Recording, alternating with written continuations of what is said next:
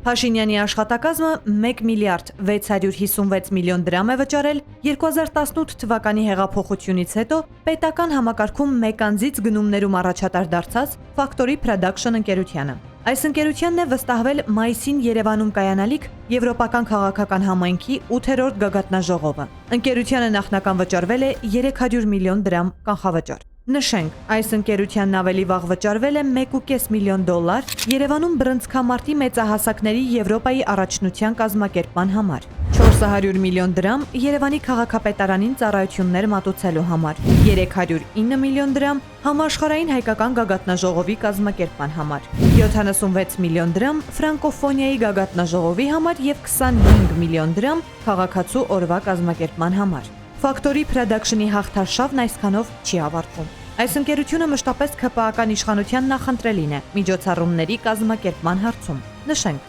որ Factory Production-ը պատկանում է Ռուբիկ Տեր Գալստյանին։ Նա 2013-ից 17 թվականներին զբաղեցրել է հանրային հեռուստաընկերության գլխավոր պրոդյուսերի պաշտոնը։ Բաժանորդագրվեք Արմադ մեդիայի ալիքներին YouTube-ում, Facebook-ում, Instagram-ում և Telegram-ում։